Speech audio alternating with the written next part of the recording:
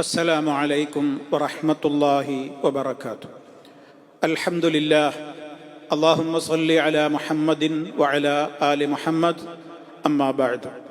സ്നേഹമുള്ള സഹോദരി സഹോദരന്മാരെ, വിശ്വാസികളെ, അള്ളാഹുവിൻ്റെ ഭവനങ്ങളായ മസ്ജിദുകളിൽ ഏറെ ആദരവ് പുലർത്തേണ്ടുന്ന ഇടങ്ങളാണ് എന്ന് എല്ലാവർക്കും അറിയാവുന്ന പ്രാഥമിക പാഠമാണ്. അതിൻ്റെ ഭാഗമാണ് മസ്ജിദിൽ കയറി ഇരിക്കാൻ ഉദ്ദേശിക്കുന്നവർ 2 റക്അത്ത് നമസ്കരിച്ചിട്ടേ പള്ളിയിൽ ഇരിക്കാവൂ എന്നുള്ള നിയമം. തഹിയ്യത്തുൽ മസ്ജിദ്, തഹിയ്യത്ത് നമസ്കാരം എന്നാണ് ഈ 2 റക്അത്ത് സുന്നത്ത് അറിയപ്പെടുന്നത്. നബി സല്ലല്ലാഹു അലൈഹി വസല്ലം പറഞ്ഞു, ഇദാ ദഖല അഹദുകുമുൽ മസ്ജിദ, നിങ്ങളിൽ ഒരാൾ പള്ളിയിൽ പ്രവേശിക്കുന്നതായാൽ ഫൽയർക റക്അത്തൈനി, അവൻ 2 റക്അത്ത് നമസ്കരിക്കട്ടെ, ഖബ്ല അൻ യജ്ലിസ, ഇരിക്കുന്നതിൻ്റെ മുമ്പ് എന്ന്. ഈ നമസ്കാരത്തിൻ്റെ നിബന്ധനകൾ, ഒന്ന്, ശുദ്ധിയോടുകൂടെ പള്ളിയിൽ പ്രവേശിച്ചവർക്കാണ്, അഥവാ ഉളൂഓടുകൂടി പ്രവേശിച്ച ആളുകൾക്കാണല്ലോ ഇത് ബാധകമാവുക. ഉളൂ ഇല്ലെങ്കിൽ നമസ്കരിക്കാൻ പറ്റില്ല എന്നുള്ളത് എല്ലാവർക്കും അറിയാം. രണ്ടാമത്, പള്ളിയിൽ കയറി ഇരിക്കാൻ ഉദ്ദേശിക്കുന്ന ആളുകൾക്കാണ് ഇത് സുന്നത്തുള്ളത്. ഒരാൾ പള്ളിയിൽ ഏതെങ്കിലും മറ്റാവശ്യങ്ങൾക്ക് വേണ്ടിയാണ് കയറിയത് എന്ന് സങ്കല്പിക്കുക. പള്ളിയിൽ മറന്നുവെച്ചുപോയ എന്തോ ഒരു വസ്തു അവൻ എടുക്കാനുണ്ട്, അതല്ലെങ്കിൽ അവിടെ ഇരിക്കാനൊന്നും ഉദ്ദേശമില്ല, അവിടെ മറ്റെന്തോ വർക്കുകൾ ചെയ്യാൻ അവന് ഉദ്ദേശമുണ്ട്. ഇങ്ങനെയൊക്കെയുള്ള ആളുകളാണെങ്കിൽ, അവർ ഇരിക്കുന്നില്ലെങ്കിൽ ഇരിക്കാൻ ഉദ്ദേശിക്കുന്നവർക്കാണ് ഇരിക്കുന്നതിൻ്റെ മുമ്പ് ഇങ്ങനെ 2 റക്അത്ത് നമസ്കരിക്കണം എന്ന നിയമം ബാധകമാകുന്നത്. ഇനി നമ്മൾ മനസ്സിലാക്കിയിരിക്കേണ്ടുന്ന ചില കാര്യങ്ങൾ ഇതുമായി ബന്ധപ്പെട്ടുകൊണ്ട് പ്രത്യേകം ഓർമ്മപ്പെടുത്തുകയാണ്. ഒരാൾ പള്ളിയിലെത്തി, അയാൾക്ക് 2 റക്അത്ത് തഹിയ്യത്ത് നമസ്കരിക്കുവാനുള്ള സമയം കിട്ടിയില്ല.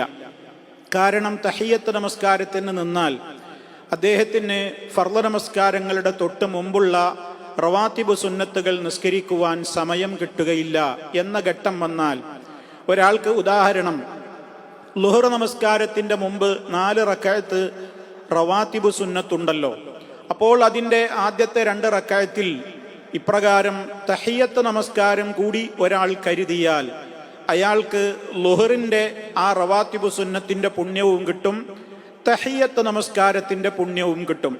കാരണം ഏത് നമസ്കാരമായാലും നമസ്കരിച്ചുകൊണ്ടായിരിക്കണം പള്ളിയിൽ, 2 റക്അത്ത് നമസ്കരിച്ചുകൊണ്ടായിരിക്കണം പള്ളിയിൽ ഇരിക്കേണ്ടത്. ഇരിക്കുന്നതിൻ്റെ മുമ്പ് 2 റക്അത്ത് നിസ്കാരം വേണം എന്നുള്ളതാണ് നിയമം.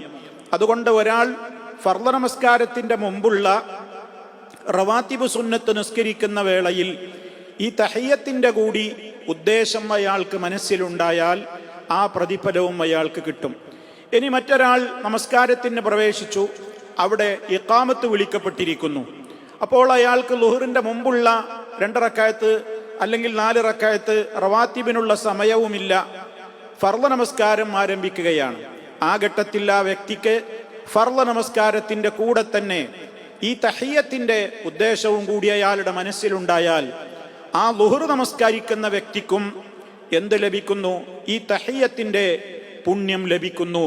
അയാളുടെ മനസ്സിൽ ആ ഉദ്ദേശം വേണം എന്നുള്ളതാണ് അവിടെ നമ്മൾ ശ്രദ്ധിക്കേണ്ടത്. ഇനി ഒരാൾ എന്തു ചെയ്യുന്നു? ഉളു എടുത്താൽ എപ്പോഴും അയാൾ ഉടനെ തന്നെ 2 റക്അത്ത് നമസ്കരിക്കാറ് പതിവുണ്ട്. അതാണല്ലോ, ഉളു എടുത്ത ഉടനെ 2 റക്അത്തുള്ളൊരു നിസ്കാരമുണ്ടല്ലോ.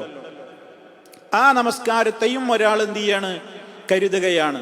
പള്ളിയിലേക്ക് കയറി അവിടെ ഫർള് നമസ്കാരത്തിൻ്റെ മുമ്പുള്ള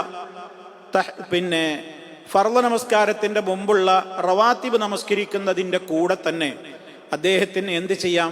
തഹിയ്യത്തും കരുതാം, ആ ഫർള് നമസ്കാരത്തിൻ്റെ മുമ്പുള്ള റവാത്തിബും കരുതുന്നു, തഹിയ്യത്തും കരുതാം. ഉളു എടുത്ത ഉടനെയാണല്ലോ അയാളിപ്പോൾ പള്ളിയിൽ കയറിയിട്ടുള്ളത്, അതുകൊണ്ട് ഉളു എടുത്ത ഉടനെയുള്ള ആ നമസ്കാരവും കരുതാം. ഇതൊക്കെ, ഈ ഉദ്ദേശങ്ങളൊക്കെ ഉണ്ടെങ്കിൽ ഈ പ്രതിഫലങ്ങളൊക്കെ ലഭിക്കും. ഇത് പറയുമ്പോൾ ആരും തെറ്റിദ്ധരിക്കരുത്. അങ്ങനെയാണെങ്കിൽ ഒരാൾക്ക് ളുഹർ നമസ്കാരത്തിൽ തന്നെ, ആ ളുഹർ നമസ്കരിക്കുന്നതോടുകൂടി തന്നെ ഇങ്ങനെ ളുഹറിന്റെ മുമ്പുള്ള 4 റക്അത്തും കൂടിയാണ് കരുതിക്കൂടെ? അങ്ങനെ കരുതിയാൽ കിട്ടുകയില്ല. കാരണം അതൊക്കെ പ്രത്യേകം നമസ്കാരങ്ങളാണ്. അത് പ്രത്യേക നിയ്യത്തോടുകൂടെ തന്നെ നിർവഹിക്കണം. അതേ അവസരത്തിൽ തഹിയ്യത്ത് നമസ്കാരം അത് മറ്റുള്ള നമസ്കാരങ്ങളുടെ കൂടെയൊക്കെ അയാൾക്ക് കരുതിയാൽ തഹിയ്യത്തിന്റെ പ്രതിഫലം അയാൾക്ക് കരസ്ഥമാക്കുവാൻ സാധിക്കും. ഇനി നമ്മൾ മനസ്സിലാക്കിയിരിക്കേണ്ടത്, ഇഖാമത്ത് വിളി കേട്ടുകഴിഞ്ഞാൽ പള്ളിയിൽ കയറിയാൽ ഏത് നമസ്കാരത്തിന് വേണ്ടിയാണോ ഇഖാമത്ത് വിളിക്കപ്പെട്ടിട്ടുള്ളത് ആ ഫർളായ നമസ്കാരത്തിലേക്കല്ലാതെ ഒരാൾ വ്യാപൃതനാവാൻ പാടില്ല. ഉദാഹരണം, പള്ളിയിൽ കയറിയപ്പോൾ ഉടനെ തന്നെ ഇഖാമത്ത് വിളിക്കുന്നുണ്ട്. അപ്പോൾ ഒരാൾ വിചാരിക്കുകയാണ് പെട്ടെന്ന് 2 റക്അത്താണ് നിസ്കരിക്കട്ടെ, ഏറ്റവും പ്രാധാന്യമുള്ള പുണ്യകർമ്മമാണല്ലോ എന്ന നിലയ്ക്ക് ഇഖാമത്ത് കേട്ട് കഴിഞ്ഞതിന്റെ ശേഷം ഒരാൾ സുന്നത്തിൽ വ്യാപൃതനാവാൻ പാടില്ല.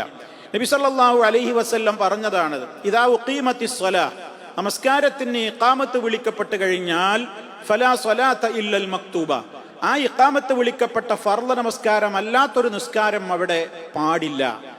അതേ അവസരത്തിൽ ഒരാൾ പള്ളിയിൽ കയറി സമയമുണ്ടെന്ന് വിചാരിച്ച് സുന്നത്തു നമസ്കാരത്തിൽ ഏർപ്പെട്ടിട്ടാണ് ഇഖാമത്ത് വിളി കേൾക്കുന്നതെങ്കിൽ അയാൾ എന്ത് ചെയ്യണം? പെട്ടെന്ന് നമസ്കാരം പൂർത്തിയാക്കാൻ സാധിക്കുമെങ്കിൽ അയാൾ പെട്ടെന്ന് ആ നമസ്കാരം പൂർത്തിയാക്കുകയാണ് ചെയ്യേണ്ടത്.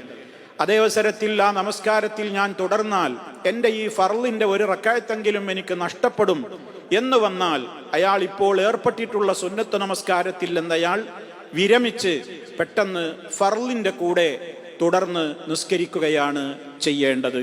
അപ്പൊ ഇക്കാര്യവും നമ്മൾ ശ്രദ്ധിക്കേണ്ടതുണ്ട്. മറ്റൊന്ന്, ഒരാൾ പള്ളിയിൽ കയറി ഇരുന്നിട്ടാണ് അയാൾക്ക് ഓർമ്മ തഹിയ്യത്ത് നമസ്കരിച്ചിട്ടില്ലല്ലോ എന്ന്. ഇരുന്നതുകൊണ്ട് ആ നമസ്കാരത്തിന്റെ സമയം അയാൾക്ക് നഷ്ടമായി എന്ന് അയാൾ വിചാരിക്കേണ്ടതില്ല. ഓർമ്മ വന്ന ഉടൻ എഴുന്നേറ്റ് അദ്ദേഹത്തിന്റെ ഈ തഹിയ്യത്ത് നമസ്കാരം നിർവഹിക്കാവുന്നതാണ്.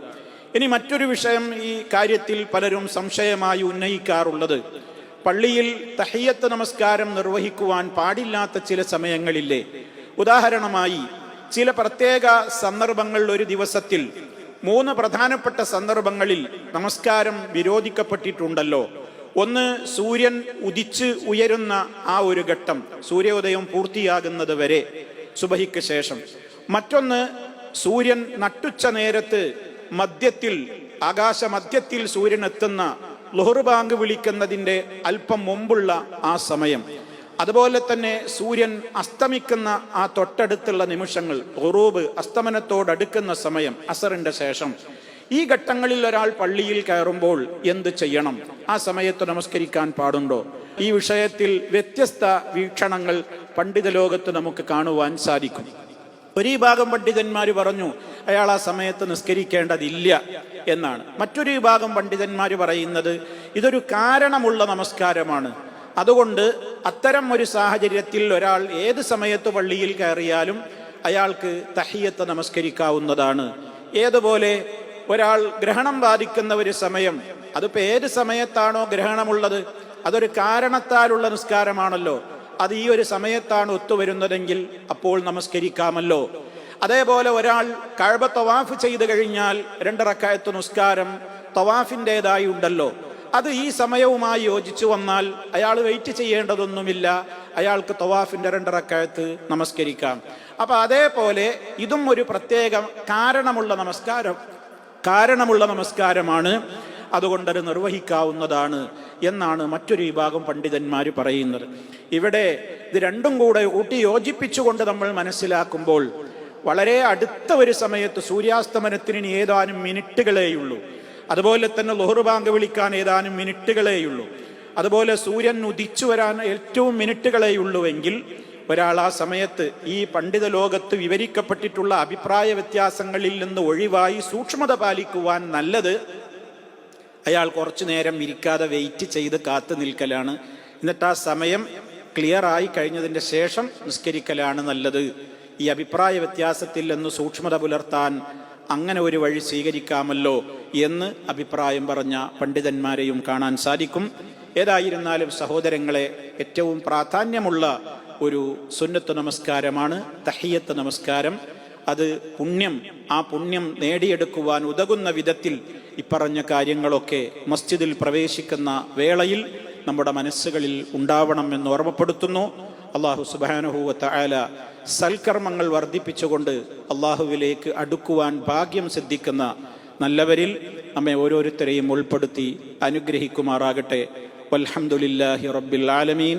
വസ്സലാമു അലൈക്കും വറഹ്മത്തുള്ളാഹി വബറകാതുഹു.